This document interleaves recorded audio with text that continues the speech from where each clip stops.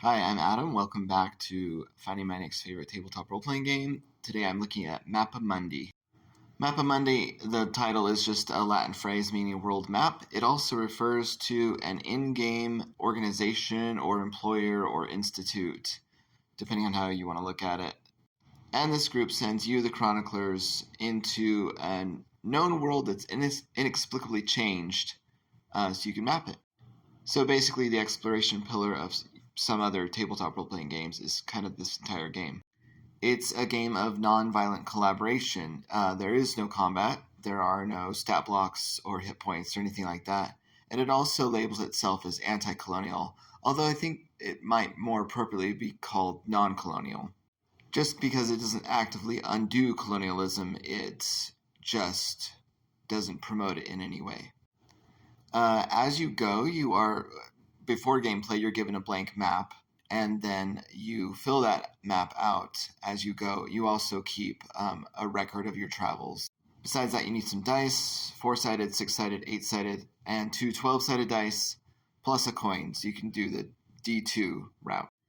Throughout gameplay, you, the chronicler, shape. That means describe an aspect of the world. So you shape the world, and when you're done overcoming a challenge, you describe that new thing, how it exists in the world. Your character has 4 abilities: traversal, exploration, deduction, and observation. And you're given one of 4 licenses. You can be an archivist, which is like a scholar, a diviner, which is a religious person, a fixer, which is your tinker or your face, depending on how you play that, or a guardian, which kind of feels like a ranger to me. Each of these licenses has a skill path, and you gain expertise to unlock new skills. You use your dice to resolve checks, whether those be individual checks or group checks. One really interesting thing is that the dice exist in world. They're called bones in the world, and you start with a D2, you got that coin you flip, and then you can also have 2D4s. And as you go along, your dice improve, so you might trade them out for something with more sides. And also, each die is represented in game as something that your character travels with, and each of them have their own unique name too. There's also something called fate points, which are awarded, and then you spend them to change an outcome. And those skills I mentioned earlier are linked to your abilities, and they're narrative tools that help you determine the outcome of encounters and exploration.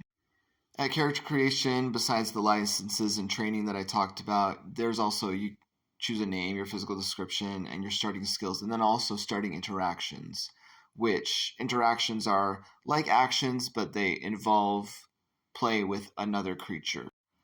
As you go out getting more experience, you can improve your skills and acquire new ones, and then also add endorsements.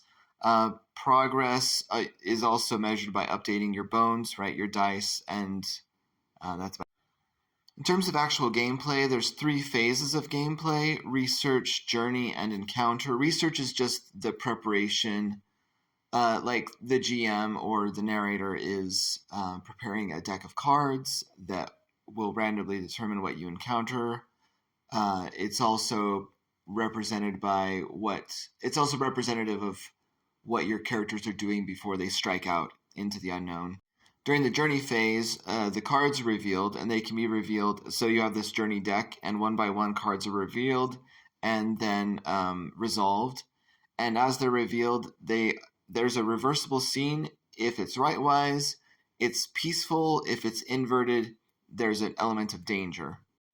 No matter what comes up, you can interact with it in some way and then make a record of it in your chronicle. And then there are also opportunity cards, which reveal creatures, whether they be monstrous or another person. And remember, you don't fight these creatures. It's very clear about that. You interact with them in some way, mostly by observing them in their natural environment, how they move and live in the world, keeping very detailed accounts of that, so that I don't know. There is kind of like a boss at the end. There's this creature where if you get half of your journey cards rightwise, then that creature is peaceful, and if half of them are inverted, then that creature is actually aggressive. Aggressive creatures have more frayed and severed threads, which means that it might be more dangerous to interact with them, or or there might just not be some avenues of interaction open at all. But remember, there's no combat, there's no character death. You can become injured or unconscious, although it wasn't clear how that happens. So, yeah, I really like this. I think that you would have to have a lot of player buy in, um, which is true of any game, but this game is a little bit different than what your players might have done in the past. And if that's true, if they're not used to a non combat role playing game, then this might be an adjustment for them.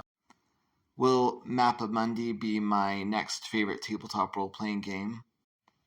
I'm not sure. This is one of those games that I kind of, even though I've read everything that's available for it, I think the Kickstarter hasn't even started yet. I just got a free sort of starter PDF that's a pay what you want. But I don't know if it's robust enough to, like, it's a very, very niche kind of play. And I don't know if it has all the aspects. Like, I think the combat pillar, if that were missing from the game entirely, then I would eventually be like, oh, I wish that avenue were open to us. But I am so glad to have read a game that focuses exclusively on the exploration pillar, because that has been underserved in so many of the other games I've reviewed.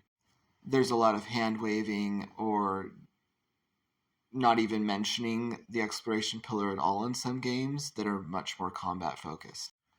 So, yeah, a really rich, rewarding experience reading a game like this, but probably not my new kind of default favorite one. But it might be yours, so check it out. I'm going to keep looking for my next favorite tabletop role playing game.